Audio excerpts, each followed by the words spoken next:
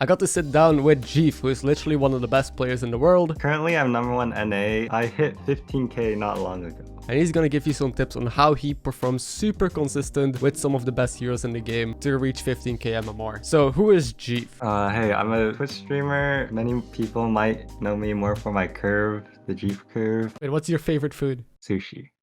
Okay, so let's dive now into some of the best heroes in the game that you should be considering whenever you see them offered. I think Mayev is undoubtedly the best hero without conditions on tries. However, if beasts are in, Shadowwalk is definitely also very oppressive. Rafam is generally pretty consistent and gets top placements a lot. Also, I'd like to say that Barov is very good at high MMR. So how do you make Mayev work? What is the main ways to use your hero power? Yeah, so you always want to use your hero power to line up triples and discover 6 drops very easily without having to freeze a shop over and over again. I think it is always correct to hero power turn 1 even if you did not get a token start, because hero powering turn 1 probably in the long run saves more HP than if you don't hero power turn 1, because the +2/+2 buff is very relevant. Cards like Puppbot and Trickster benefit a lot from Mayev's hero power, because a 4/4 Trickster and a 4/3 Puppbot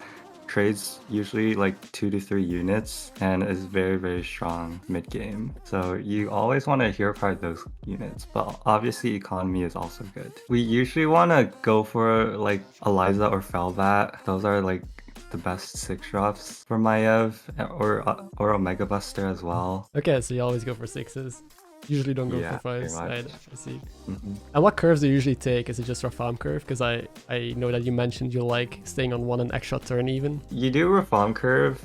Rafam curve is completely okay if you have your triples lined up, but sometimes you don't have your triples lined up, and if that's the case, you probably want to stay on 1 an extra turn and double level on turn 5 just to ensure that you get that triple up. And just skip the hero power completely then for a turn. Yeah, the turn 5 hero power is not that important. And Shadowwalk you mentioned is really good with beasts, but what kind of lobby are you looking to play Shadowwalk in? You look for 3 tribes: Pirates, Nagas, and Beasts, because those are the tribes with the very good battle cry minions on tier 1. In the early game, you really want to prioritize alley cats, because every time you see an alley cat, it is a free triple because your hero power summons 2 more tabby cats. Of course, units like Dexwabi and Shell Collector are very good because those are net +1 gold with your hero power as well. I don't think you should buy any minions except for these 3 in the early game. On turn 1, I'd rather roll twice and then hero power than buy a useless minion. So what do you do when you actually don't find the alley cats early on? Yeah, if you actually miss alley cat a lot, you want to look for a triple Shell Collector or a triple Dexwabi, because if you triple one of those units, you actually have infinite gold and just level to 6 on turn 6.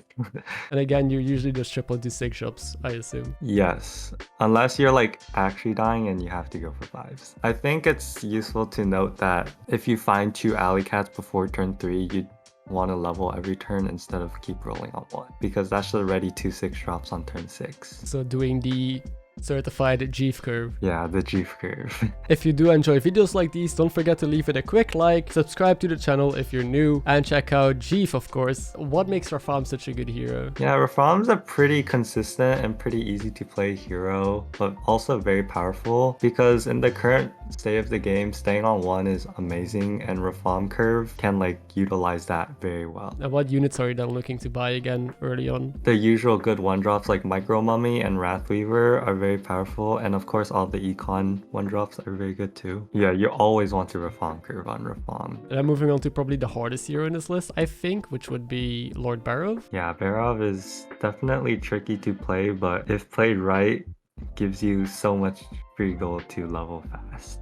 So how do you actually judge opponents? Who's gonna win when choosing your bet on Lord Barov? Yeah, that's a hard question. It relies heavily on your game knowledge. So there's a lot of factors to how to tell if an opponent will win or not. The easiest is probably what tavern tier they're on. In the early game, the person on a lower tavern tier usually wins. However, it also depends on the people's hero powers. So for instance, Alakir would usually win fights and Millhouse would usually win fights against heroes with no hero powers. When betting on 2 heroes with like similar strength, looking at the tribes they have will allow you to make a more informed bet.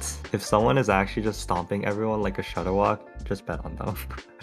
So how do you often level with Barov, and like what is your game plan? Yeah, so Barov does not have a set curve at all because with your coins you can pretty much do any curve you want and make it work. Barov, I think you want to stay on one until you have at least 1 triple, so you can take it into a 5 or 6 drop pretty fast. So once you hit that first triple, you want like power level and then take it to a 5 or 6 drop. Is there any other like tips for Barov that would be very helpful to know? The main tip is do not buy bad minions, just level.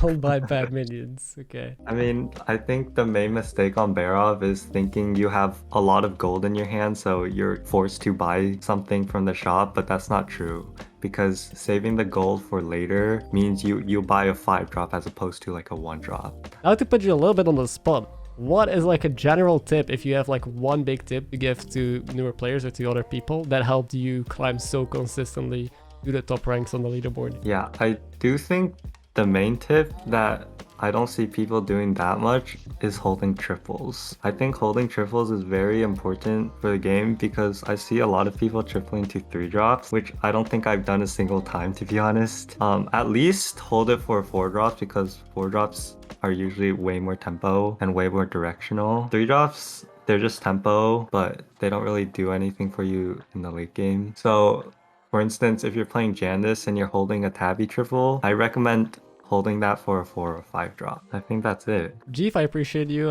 sharing your info and knowledge with all of us, man. Yeah, thanks so much for having me on. If you don't know much about the leveling curves that we talked about in this video, then click the video on the left where I explain all of them. Or if you're looking for a more basic general guide on how to play all of the tribes, then click the video on the right. Thank you for watching. Hope you enjoyed it.